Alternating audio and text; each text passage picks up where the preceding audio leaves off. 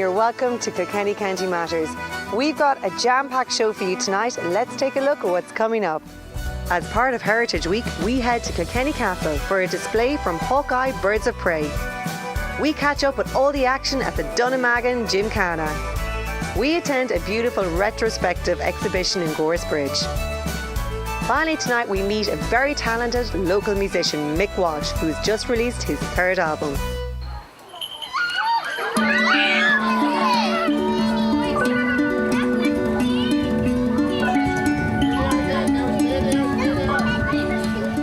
Duggan from Hawkeye Falconry is here today in the park in Kilkenny Castle doing a display for Heritage Week. How did you get involved in this? It started when I was very young. I was 13 when I had my first bird of prey, so this is how I got involved, and I've just been captivated by birds of prey since I was a child. So are they pets, or is it a hobby, or is this like a full-time career with you? It's a full-time career at the moment, yeah. We started the business Hawkeye Falconry this year, but they're never pets. You know, you just have to train them and do your best with them. And you see in there at the start, Roger wasn't behaving himself. Yeah, he came right down on me. Yeah, well, see, there was some dogs, strange dogs in the area and stuff like that. But this is all part of the excitement as well. Exactly. You know, sometimes it'll go wrong, sometimes it'll go right. You never know what you're going to get. Now, what have we got here? This is Digger. He's a South American burrowing owl, and he's kind of our top display bird for the kids. Okay. So he'll fly along and land on kids' heads and shoulders, and as you've seen earlier on, and he's a great little bird, this fella. He's only 4 ounces in weight, so you have very little room for weight control with him, you know. He's a chirpy little guy, isn't he? Yeah. He's just hungry. And how do you train them, John? Different birds, different ways, depending on what you want them to do as well. You know, some birds we train for hunting, some birds we train for experiences like today. So different birds that are trained for different things require different methods of training. Because he digs little holes and burrows in the sand, and that's where he lives in South America. Little burrows. He won't give you a hint.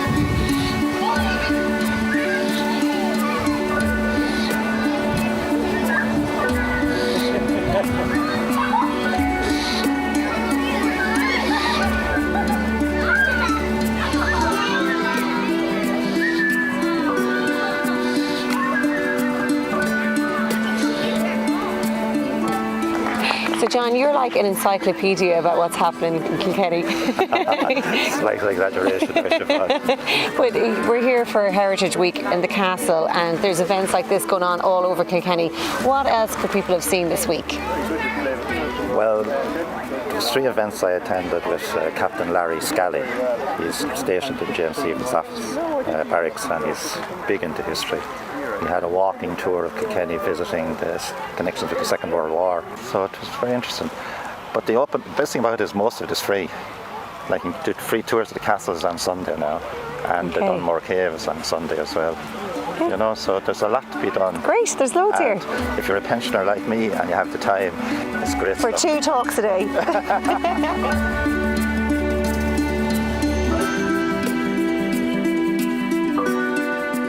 So I'm here with the Falconry family who are on holidays from Canada and spending a week in Kilkenny. And your name is Piper? Yep. Yeah, and Holden. Yep. What beautiful names. Did you enjoy the Eagle and the Falconry display? It's very fun. Yeah. And did one land in your head? Yep. Nearly. Didn't poop. You're lucky. And they weren't too hungry. They didn't, bite off the ears of any child and anything there. And no, it was very good. So what's the difference between the birds here than back home? Well, the one difference that I can see is that the birds back home, they're more brown and darker colors. Here, they're more lighter. And would you have displays like this back home, Mum? No, not with the falconry exhibits. We would see the birds, but very few people actually fly them. So that was really nice to see.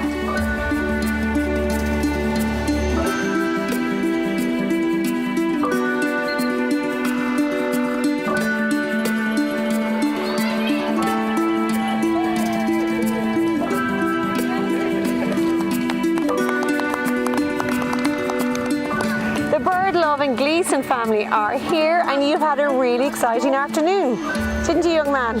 Did you enjoy the birds, Connor? Yeah. And Dad, you were here for the whole 2 hours display. Yeah. Like, you must be a bird lover then. I'm a big nature lover, and where I live out in the country, we like to get up and spot the pheasants and all the nature. So it's wonderful to see some of the birds that we've seen here today. You just don't get to see them in the wild in and around Kilkenny. You'd be very lucky if you got to see them. So it was wonderful, and it's nice to see the kids enjoying it as well, you know. And was a good exhibition. Fantastic. I was very impressed now, very impressed.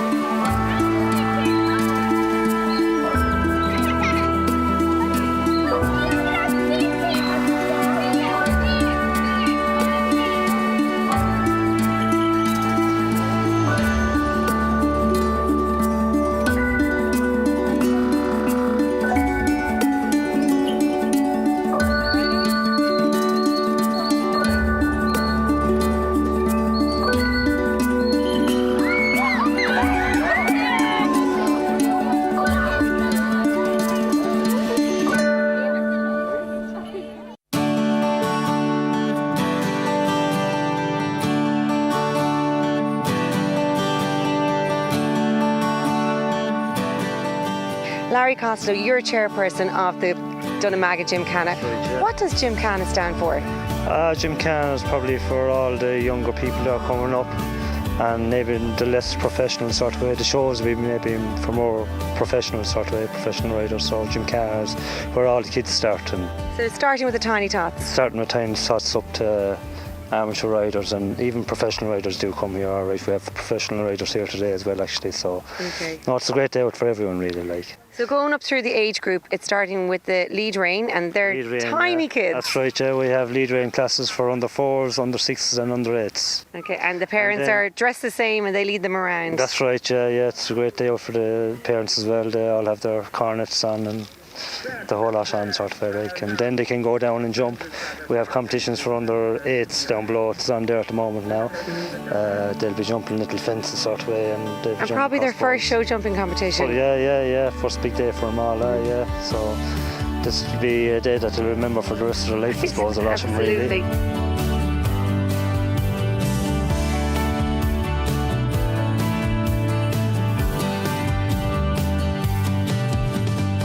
Tom Maloney from Warrington Equestrian Centre. Tom, shows like this wouldn't be possible without sponsors like you.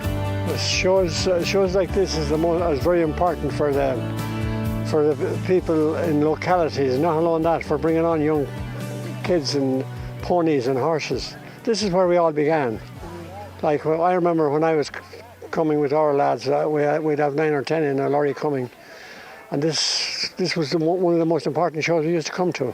And there's It still is. And there's great support here for today. Oh, fantastic. It's fantastic to see it, and the day is good, and the hospitality is good. You couldn't ask for better, really. And you've 2 granddaughters jumping today. 2 granddaughters jumping. That makes it good for me also. So I'm back on the rewind.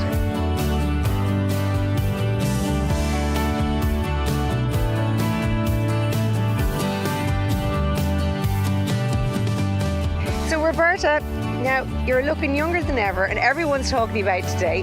And you've been teaching 28 years horse riding, and you were my teacher. Yes, I was. I remember you. You used to come, I think, at 9 o'clock in the morning. And Spot on. How do you remember everyone's name of their pony? Like, it's incredible. 28 years teaching. well, I remember them because I associate them with somebody else. That's how I remember people's names. And I ask them, where do they live? And then I kind of can remember as well. And you've got a very important role here today. You're the secretary and the treasurer of the Dunnamaggin Gymkhana. I am, yes. And I'm doing that for about 30 years, I'd say. And we run it for the Carlow Kilkenny home care team every year and St. Joseph's Home in Kilmagany. Okay. And you're also in charge of the dog show. I am. And that's very important to bring outsiders that aren't really interested in horses. They still come here. They do. They're coming from Waterford today and all over Kilkenny, and they're bringing their dogs specially. Otherwise, they wouldn't be here.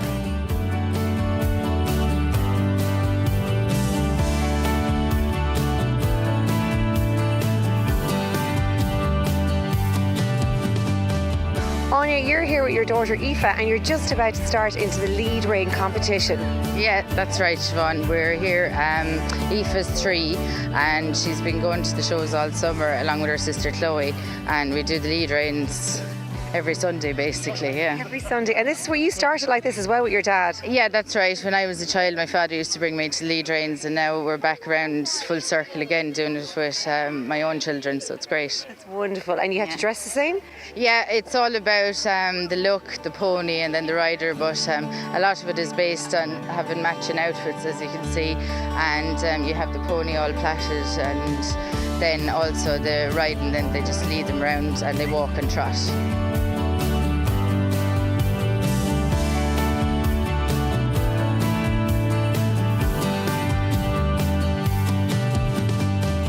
Carl, you're here with your dog Moll and you're entering the Dunnamaggin Gymkhana dog show. Yeah, I am. The terrier class. Okay. Sorry, you did this last year as well? Yeah, I did it last year with her. And how did she go? She won a few classes. Okay, so she stops and bends, does she? Yeah. Okay, all right. She's contrary, is she? A little, sometimes.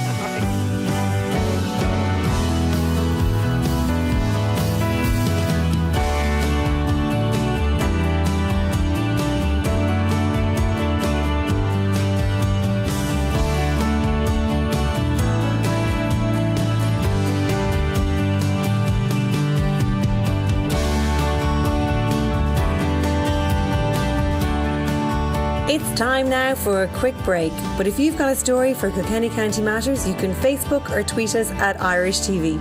Don't go away, we'll see you soon.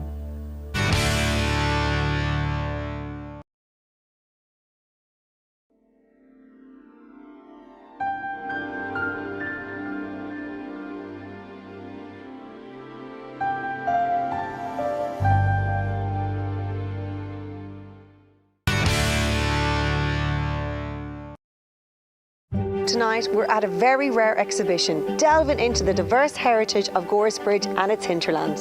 And the man who's going to take me on the tour is Ned Moran. Welcome, Siobhan. Welcome to Inadara. Let's go have a look. Great.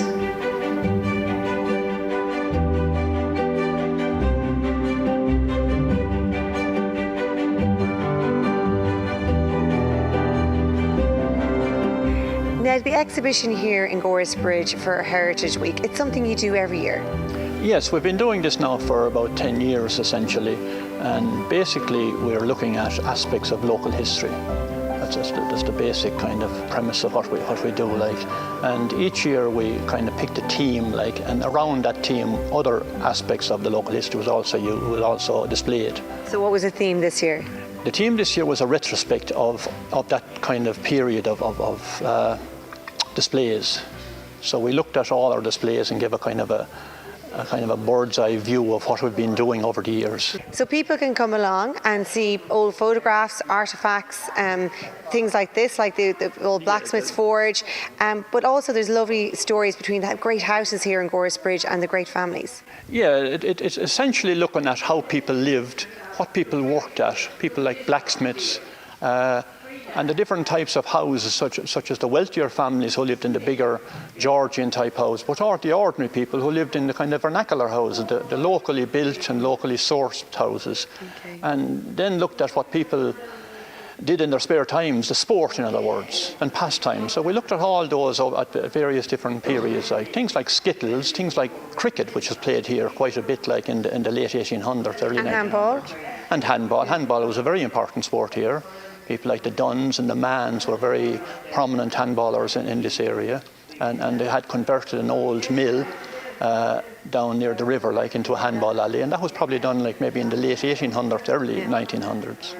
And right behind us here, there's a forge. Now, this would have been very popular in every town where... Yeah, every town, village would have their forge, and every area of the countryside would have a forge. The blacksmith was an important kind of person within any community.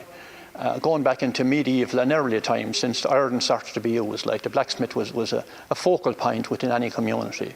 Not only did he work with iron and work with that, but there were also the forges were places where people came to find out information. And in the medieval times, like, proclamations were very often posted up at forges, and the blacksmith, who was very often a fairly learned man in his own way, would read out proclamations, because a lot of people couldn't read, obviously. So the forge was always important, like, and continued up until the early 20th century, until industry and the use of the tractor and the use of the motor car done away with the horses, and factory-made tools and implements took over from the forge-made implements. So the forge died out in the early 20th century. So now, talking about industry, another important industry that was here was on the canal. And I can see a beautiful model over here, made by yourself. Yes, in my spare time. Yes, this is a model of a lock on the canal. In the 1700s, particularly late 1700s, in order to improve transport within the country, they built some of the canals, such as the Royal Canal and the Grand Canal, but they also improved navigation on the River Barrow. And this is a section of the River Barrow representing the Lower Ballian Lock, or Ling's Lock as it's referred to. And the whole transport system was a backup to any kind of industrialization that was happening, particularly the milling business. Now, another thing that's caught my eye, the vernacular housing in the Irish countryside. This is extraordinary. So you're going into all the different type of houses that would have been built back in the day, from cottages to farmhouses. But like vernacular, to me, what that means, like it's something local tradesman, or? Essentially, vernacular means houses that were built from local materials and by local tradesmen, and from plans, if you like to call it, that had filtered down through the ages. Like they weren't designed by architects, they weren't taken from glossy kind of bungalow bliss kind of magazines or anything. Simply local houses that were built, all the materials such as the roofing, the walls, the timber was all locally sourced, and it was, you know, easy to get at, and they were relatively cheap to build. So Ned, over here we've got the start of the chemical or the lime industry, and that's a feature for this week's Heritage Week. Yeah, this year Heritage Council have decided to feature industrial heritage as part of their brief for different areas to focus on. And some years ago we did a feature, and they did a survey essentially of lime kilns in the Skiochfostine Powerstone area, and here we have an example of some of the remaining surviving lime kilns in the area.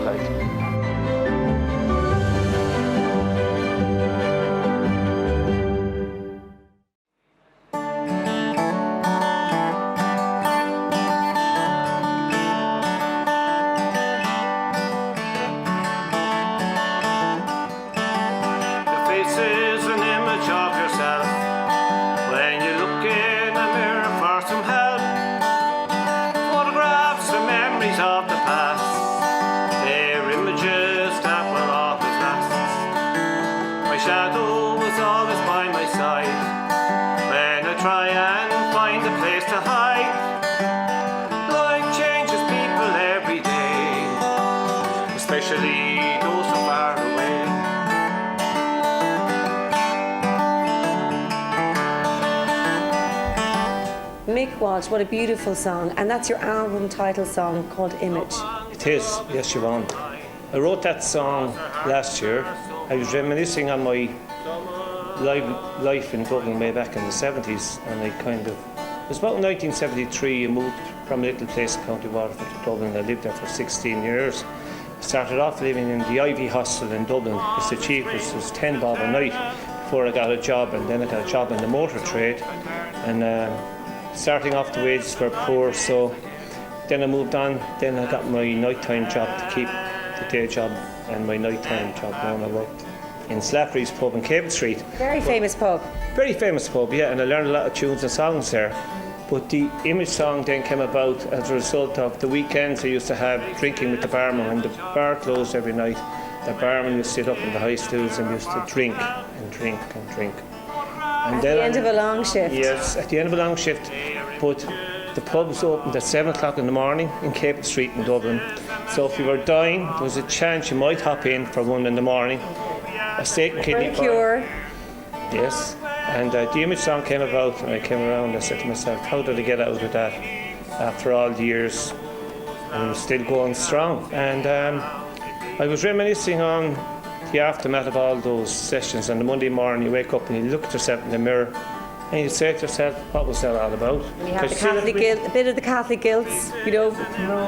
Drank a bit too much over the weekend. Was that what it was about? Yes. It's all to do with over drinking. But that song then, I always realised then there might be other people in the same plight. And I recovered, no problem from that, because I had to put my day job together 5 days a week. And I just said to myself, maybe there's a message in it for other people, because I came out of that. I still have a few points, no problem at all. That's the title track of the song, Image, is about that. So it's that image that you held in your head and pulled yourself together?